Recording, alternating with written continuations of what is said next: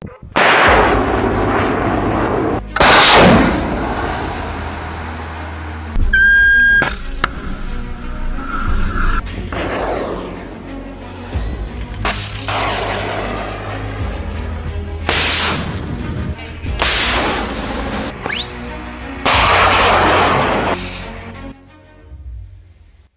started with a silence that felt unnatural, the kind of quiet that precedes catastrophe. In the heart of Tel Aviv, where the hum of city life rarely pauses, a sudden rupture shattered the night. A hypersonic missile, launched from Iranian territory, pierced the sky and struck with surgical precision. The target, the private residence of Israeli Prime Minister Benjamin Netanyahu. Within seconds, the structure was reduced to scorched rubble. No warning could have prepared the neighborhood for the magnitude of destruction. The blast wave shattered windows across blocks, and the fireball lit up the skyline like a second sun. Emergency sirens wailed, but for many, it was already too late. This wasn't just an attack on a building. It was a message, a retaliation, a consequence of years of escalating tensions, covert operations, and open threats. Iran's strike was not random. It was deliberate, symbolic, and devastating. The house, once a fortress of political power and personal legacy, now lay in ruins. Netanyahu, who had long projected strength and defiance, was nowhere to be seen in the immediate aftermath. His absence only deepened the sense of vulnerability. Neighbors described the explosion as unlike anything they'd ever heard. "It felt like the earth cracked open," said one survivor, her voice trembling. The air was thick with dust and disbelief.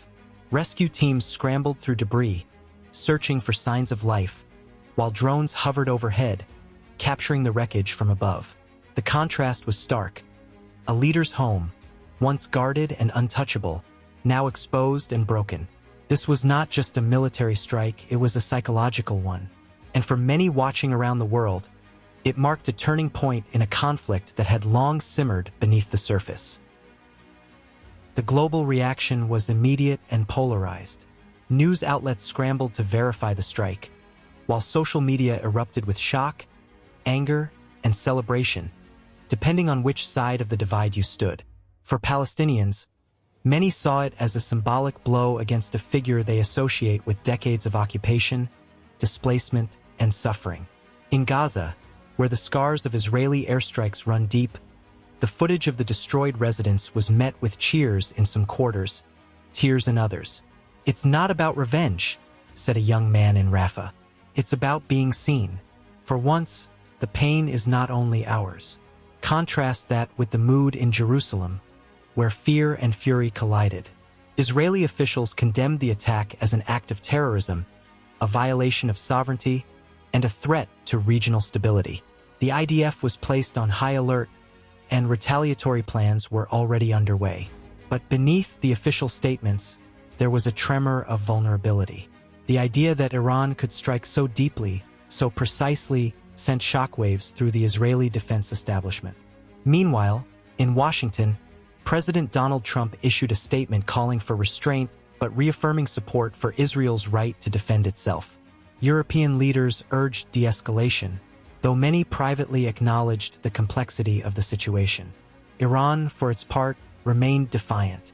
State media hailed the missile as a technological triumph and a strategic warning. "We will not be silent while our people are slaughtered," read one headline. The contrast was stark. One side calling it justice, the other calling it terror. But in the middle were millions of civilians, Palestinians and Israelis alike, caught in a cycle of violence that neither missile nor speech could resolve. The strike may have destroyed a house, but it also exposed the fragile architecture of power, perception, and pain. In Ramallah, the reaction was quieter but no less intense. Families gathered around televisions, watching the footage on loop. The missile's impact had transcended borders. It had pierced through years of silence, frustration, and grief. For many Palestinians, the destruction of Netanyahu's private residence was not just a military event. It was a rupture in the narrative that had long painted them as powerless. "We've buried our children under rubble," said an elderly man, his voice hoarse. Now they know what rubble feels like, but the symbolism went deeper. Netanyahu's home was more than bricks and mortar. It was a symbol of policy, of decisions made behind closed doors that shaped the lives of millions. From settlement expansions to military incursions, the decisions that emanated from that house had left indelible marks on Palestinian lives. This destruction felt to some like a reckoning. Not justice, perhaps, but a moment of visibility. Still, not everyone celebrated. Some feared the consequences. "This will only bring more blood," whispered a mother in Nablus, clutching her child. Her fear was not unfounded. History had shown that every escalation invited retaliation, and every retaliation deepened the cycle. The missile may have struck a house, but the aftershocks would ripple through refugee camps, checkpoints, and border towns. In Tel Aviv, the cleanup had begun. Bulldozers moved debris, and security forces cordoned off the area. But the psychological damage lingered. For a nation that prides itself on defense, the breach was humiliating. For a leader who built his image on strength, the vulnerability was stark. And for the region, the message was clear. The rules had changed. The missile didn't just destroy a home, it rewrote the script. And in doing so, it forced both sides to confront the cost of their narratives. The streets of Khan Yunis were quiet that evening, but not calm.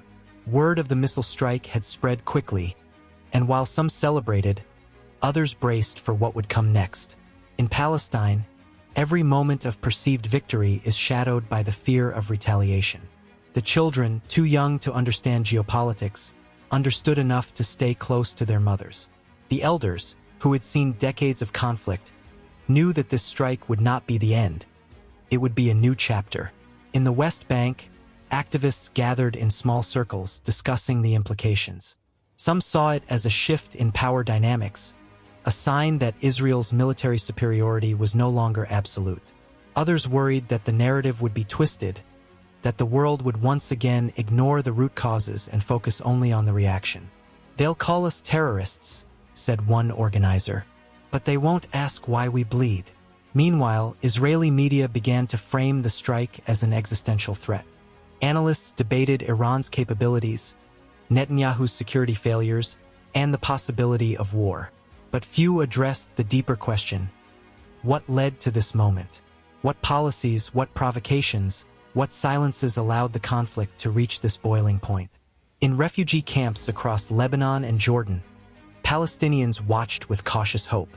The destruction of a leader's home was not justice, but it was a disruption. And in a world that often forgets their existence, disruption can be a form of visibility. "We are not ghosts," said a woman in Shatila. "We are here. We remember. And now, maybe, they will remember us too." The missile may have come from Iran, but its echoes were Palestinian. Not in ownership, but in consequence. And in those echoes, a truth emerged. Pain, when ignored, will always find a way to speak. In the days that followed, the world watched with bated breath. The rubble of Netanyahu's residence became a symbol, interpreted differently depending on who was looking. For Palestinians, it was a rare moment where the balance of power felt disrupted. Not reversed, not resolved, but shaken. In Jenin, a mural appeared overnight. A cracked wall with a dove flying through it. "We are not asking for war," said the artist. "We are asking for dignity." But dignity is a fragile thing in a region where grief is inherited. The missile strike didn't erase checkpoints, demolish settlements, or bring back the dead. It didn't end the blockade or silence the drones. What it did was force a conversation, one that had long been buried under political rhetoric and military might. For once, the pain of the oppressed echoed in the halls of the powerful. In Israel, the narrative hardened. Netanyahu reappeared days later, defiant and resolute. He vowed vengeance, strength, and unity. But behind the speeches, there was unease. The breach had been too close, too personal. And for many Israelis, the realization was sobering. Even the most fortified walls can fall. International voices grew louder. Some called for peace talks, others for sanctions. But in Palestine, the demands were simpler: recognition, rights, and the end of occupation. The missile may have come from Iran, but the story it told was Palestinian. A story of endurance, of loss, and of a people who refused to be erased. As the dust settled, one truth remained. Violence cannot build peace, but sometimes it forces the world to look.